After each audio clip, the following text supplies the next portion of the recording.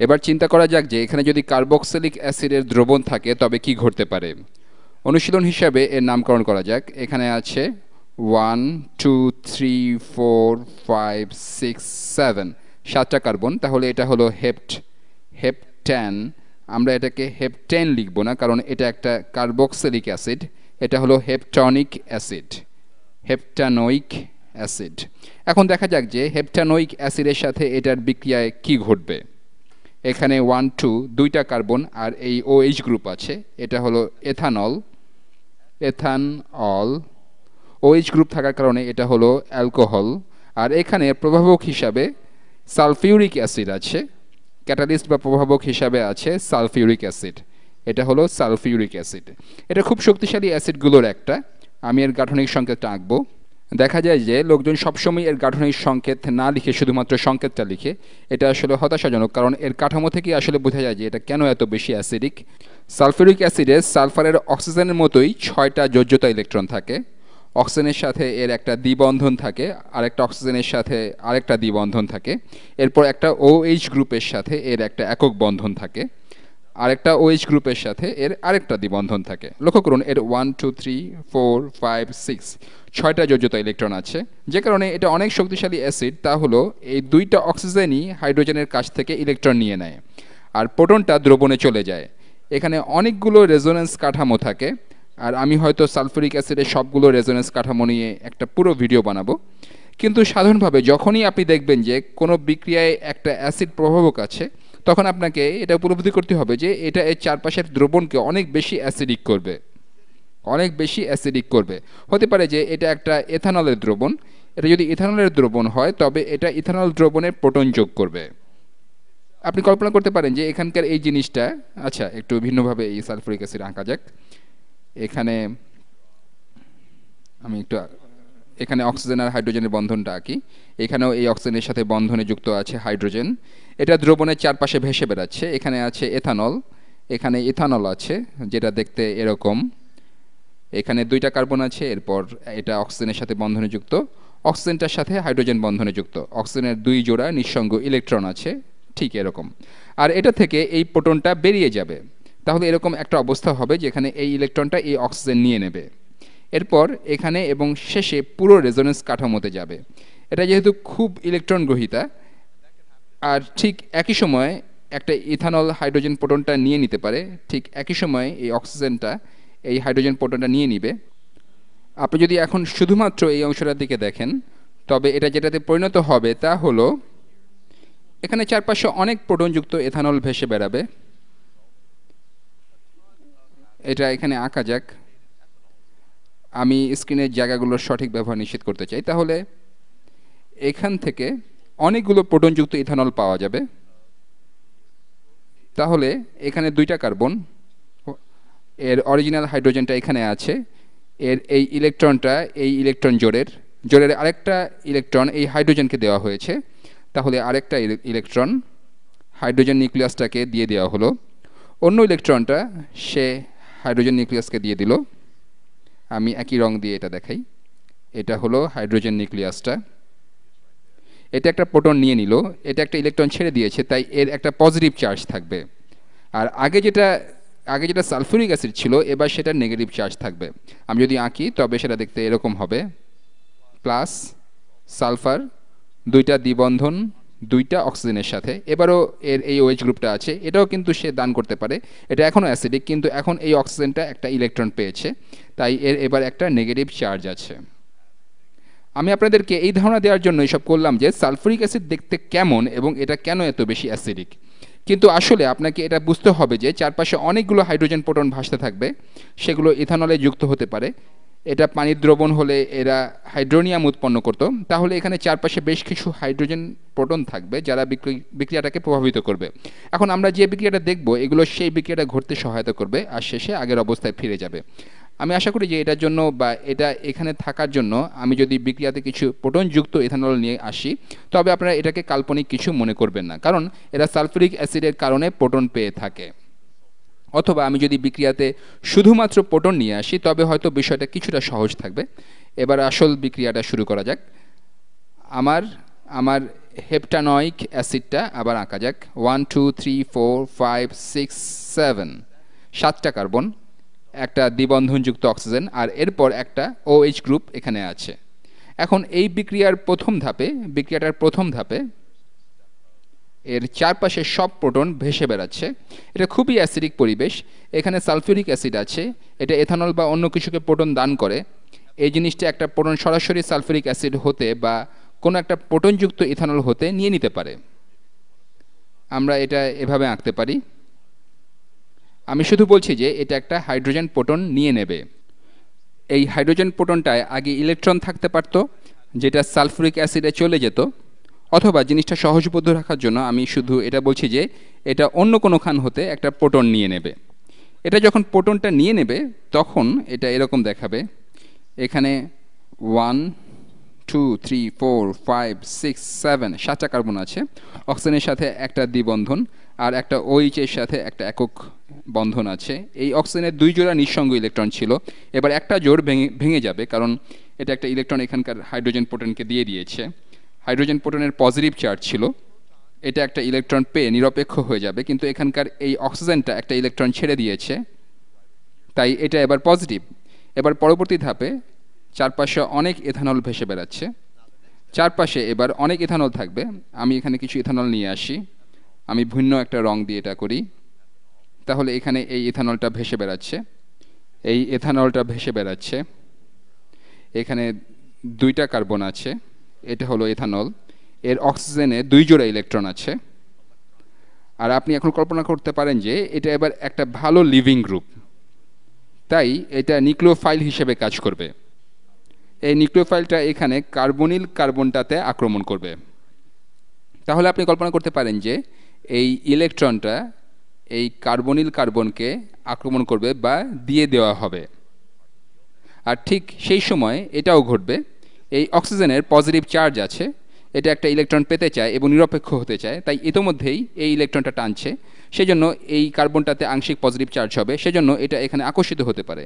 আমরা ইতোমধ্যেই SN2 বিক্রিয়া এটা অনেকবার দেখেছি। তাহলে এই ইলেকট্রনটাকে এখানকার এই উপরের অক্সিজেনটা নিয়ে নেবে।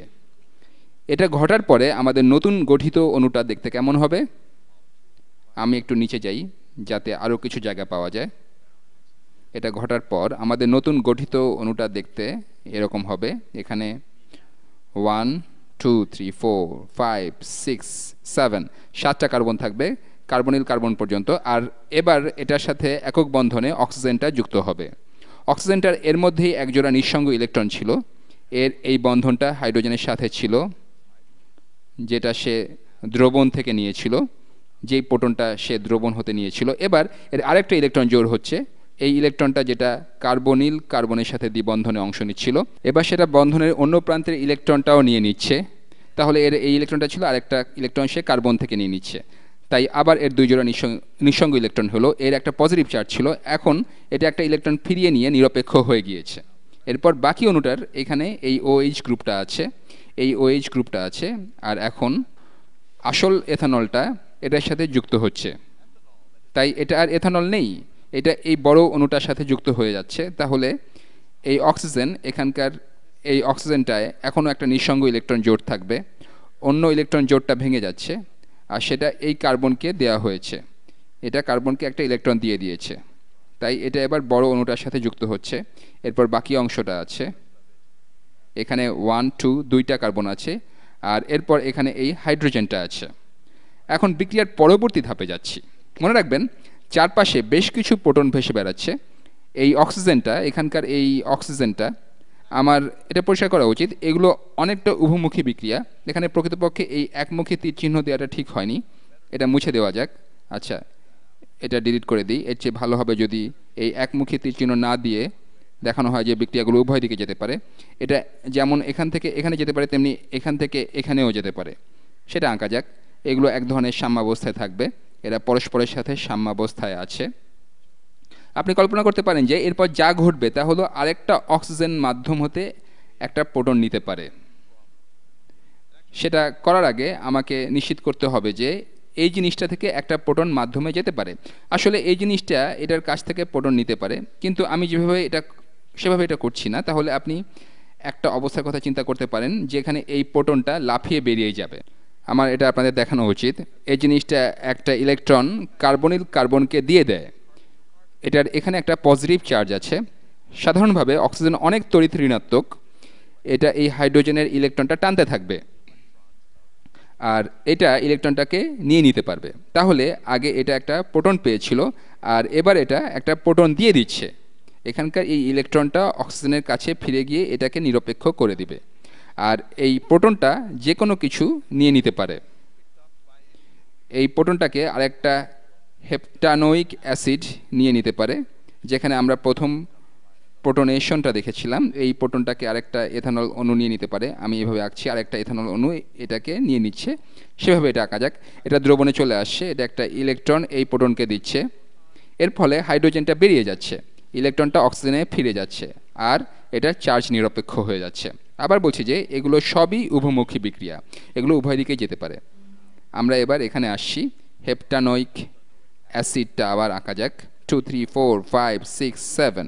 এবার অক্সিজেনের সাথে এর একক বন্ধন থাকবে, ও এইচ এর সাথেও এর একক বন্ধন থাকবে আর এবার এখানে একটা বন্ধন থাকবে যেটা আগে ইথানল ছিল, সেটা এবার প্রোটন ছেড়ে দিবে আর এটার সাথে একটা বন্ধন থাকবে। তাহলে এখানে থাকবে ও, এরপর 1 2 দুইটা কার্বন থাকবে আর এটার সাথে একটা হাইড্রোজেন যুক্ত আছে, এখানটাতে একটা হাইড্রোজেন যুক্ত আছে। আমি এবার আর এই প্রোটনযুক্ত ইথানলটা আঁকার প্রয়োজন বোধ করছি না, প্রোটনগুলো সবখানে ভেসে বেড়াচ্ছে। এখন পরবর্তী ধাপে এই জিনিসটা, এই OH গ্রুপ, বিশেষ করে এর অক্সিজেনটা একটা প্রোটন নিতে পারবে চারপাশের দ্রবণ হতে। এর এই নিঃসঙ্গ জোট দুইটা আছে, একটা প্রোটন নিতে পারে কোনো প্রোটনযুক্ত ইথানল বা সালফিউরিক অ্যাসিড অথবা কোনো মধ্যবর্তী অণু বা যে কোনো খান হতে। এখানে অ্যাসিড প্রভাবক ব্যবহার করার কারণ এটাই যে এটা যেন একটা ইলেকট্রন প্রোটনকে দান করতে পারে আর এর সাথে একটা বন্ধন গঠন করতে পারে। আমি এই রং দিয়েই বাকিগুলো দেখাই। আর এটা যদি ঘটে তবে বিক্রিয়ার পরবর্তী ধাপে, মনে রাখবেন সবগুলো বিক্রিয়াই উভয় দিকে যেতে পারে। বিক্রিয়ার পরবর্তী ধাপটা দেখতে এরকম হবে। এখানে 2 3 4 5 6 7 সাতটা কার্বন থাকছে, একটা অক্সিজেনের সাথে একটা একক বন্ধন আর OH এর সাথে একটা একক বন্ধন, আর এরপর একটা বন্ধন থাকছে একটা অক্সিজেনের সাথে, যেটার সাথে আরও দুইটা কার্বনের বন্ধন আছে, 1 2 দুইটা কার্বন এরকমভাবে। আর উপরের এই অক্সিজেনটা একটা হাইড্রোজেনের সাথে বন্ধনযুক্ত, অক্সিজেনটা দুই জোড়া নিঃসঙ্গ ইলেকট্রন আছে। এখানকার এই জিনিসটা একটা প্রোটন নিয়ে নিয়েছে, এটা একটা ইলেকট্রন হাইড্রোজেন প্রোটনকে দিয়ে দিয়েছে, তাহলে এর দুইটা ছিল কিন্তু সে তাদের একটা ইলেকট্রন প্রোটনকে দিয়ে দিয়েছে, তাহলে এটা হাইড্রোজেনকে একটা ইলেকট্রন দিল। হাইড্রোজেন ইলেকট্রনটা পেয়ে নিরপেক্ষ হয়ে গেল। এই অক্সিজেনটা এবার পজিটিভ, কারণ সে একটা ইলেকট্রন ছেড়ে দিয়েছে। এর অন্য নিঃসঙ্গ জোটটা এখনও আছে, এর অন্য নিঃসঙ্গ জোটটা এখনও আছে, এটা এবার পজিটিভ। আর সত্যি বলতে কি এটা এখন একটা ভালো লিভিং গ্রুপ। তাহলে পরবর্তী ধাপে অন্য কিছু আসতে পারে। মনে রাখবেন এই বিক্রিয়ার শুরুতে অন্যান্য জিনিসের প্রোটন দরকার হয়। এই প্রোটনটাকে হয়তো বা অন্য কোনো ইথানল অণু নিয়ে যাবে, সেটা আঁকা যাক। আমি এখনও ব্যবহার করিনি এমন কোনো রং নেওয়া যাক, আমি কমলা রং নিচ্ছি। হতে পারে অন্য কোনো ইথানল অণু বা এই পুরো বিক্রিয়ার কোনো মধ্যবর্তী অণু। আমি এথানল নিচ্ছি কারণ এথানল আঁকাটা সহজ। এটা হয়তো বা তার একটা ইলেকট্রন এই নিউক্লিয়াসকে দিয়ে দিবে আর তখন এই জিনিসটা এই ইলেকট্রনটা ফিরিয়ে নিতে পারবে। এটা এই হাইড্রোজেনের ইলেকট্রনটা ফিরিয়ে নিয়ে আবার এই কার্বনকে দিতে পারবে। এটা ইলেকট্রনটা কয়েক ধাপ আগে যেটা কার্বনিল ছিল সেটা কার্বনকে দিতে পারবে। আর এটা যেহেতু এবার একটা ইলেকট্রন পেল, তাই সে সেই ইলেকট্রনটা ফিরিয়ে দিতে পারবে। সেটাতে আগে যেটা OH গ্রুপ ছিল সেটাতে এবার আরেকটা হাইড্রোজেন আছে, ইলেকট্রনটা এবার এটার কাছে ফিরে আসবে। আর এরপর প্রোডাক্টটা দেখতে এরকম হবে। এগুলো সবগুলো সাম্যাবস্থায় আছে। এবার আমাদের আছে 2 3 4 5 6 7 সাতটা কার্বন। এবার এখানে আবার দ্বিবন্ধন গঠিত হয়েছে, এখানে একটা অক্সিজেন আছে, এটা এবার দ্বিবন্ধনে যুক্ত। আমি নতুন গঠিত দ্বিবন্ধনটা ম্যাজেন্টা রং দিয়ে আঁকছি। এখান থেকে এই জিনিসটা পানি হিসেবে বেরিয়ে যাচ্ছে, সেটা আমি আঁকি। এখানে এটা হলো অন্য OH গ্রুপটা, এটা এখানকার এই হাইড্রোজেনের সাথে যুক্ত, এটা এবার পানি হিসেবে বেরিয়ে যাবে। আর এখানে এই জিনিসটা আছে, আগে যেটা এথানল ছিল সেটা এখানে যুক্ত হয়েছে। ইথানল তার হাইড্রোজেন হারিয়ে আগে যেটা কার্বক্সিলিক অ্যাসিড ছিল সেটার সাথে যুক্ত হয়েছে। এটা এবার দেখতে এরকম হবে। এর সাথে আবার একটা অক্সিজেন যুক্ত, আর অক্সিজেনটা 1 2 দুইটা কার্বনের চেনের সাথে এভাবে যুক্ত। আর এখানে আমি আপনাদের যে বিক্রিয়াটা দেখালাম সেটার পুরোটাকে বলা হয় স্টেরিফিকেশন। স্টেরিফিকেশন এটা সেই শব্দগুলোর একটা যেটা উচ্চারণ করতে আমার সমস্যা হয়, বিশেষ করে নির্দিষ্ট করে এইটাকে বলা হয় ফিশার স্টেরিফিকেশন। তাহলে এখানে এই বিক্রিয়াটা হলো ফিশার স্টেরিফিকেশন। ফিশার 1902 সালে নোবেল পুরস্কার জিতেছিলেন অর্গানিক কেমিস্ট্রি নিয়ে তার কাজের জন্য। এটা হলো ফিশার স্টেরিফিকেশন। স্টেরিফিকেশন। আর যে জন্য এরকম বলা হয় তা হলো আমরা একটা কার্বক্সিলিক অ্যাসিড নিয়ে শুরু করেছিলাম, আমরা হেপটানোয়িক অ্যাসিড নিয়ে শুরু করেছিলাম, আর এখন শেষে আমরা একটা ইস্টার পেলাম। ইস্টার হলো এমন কিছু যেখানে কার্বক্সিলিক অ্যাসিডের মতো ওএইচ গ্রুপ থাকার পরিবর্তে ও আর থাকে। এখানে একটা অক্সিজেনের সাথে একটা প্রকৃত অ্যালকাইল গ্রুপ যুক্ত থাকে। আমরা এস্টার নিয়ে সম্ভবত ভবিষ্যতে কোনো ভিডিওতে কথা বলবো। এখানকার এই এস্টারটা হলো আপনি কিভাবে নামকরণ করবেন তার একটু হিন্ট দিচ্ছি। আপনি প্রথমে সেই গ্রুপ থেকে শুরু করবেন যেটা এখানকার অক্সিজেনের সাথে যুক্ত আছে। এখানে দুইটা কার্বন আছে, তাহলে আমরা ইথাইল ব্যবহার করব। আমরা এটার নামের জন্য ইথাইল ব্যবহার করব। এরপর আমাদের বাকি জিনিসটা থাকবে। আমরা জানি যে এখানে 1 2 3 4 5 6 7 সাতটা কার্বন আছে এই কার্বনিল গ্রুপের কার্বনটা সহ। তাহলে এটা হলো হেপটান। হেপটান হেপটান বা হেপটান।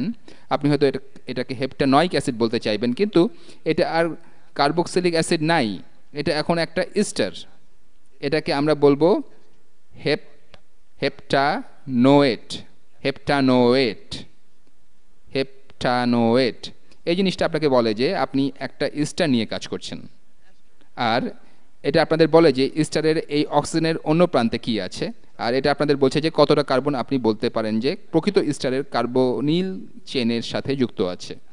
যাই হোক, আশা করি এগুলো আপনাদের কাজে লাগবে। আমি এখানে আপনাদের একটা সুপরিচিত বিক্রিয়া কৌশল দেখাতে চেয়েছি যেখানে একটা কার্বক্সিলিক অ্যাসিড হতে একটা ইস্টার বানানো হয়।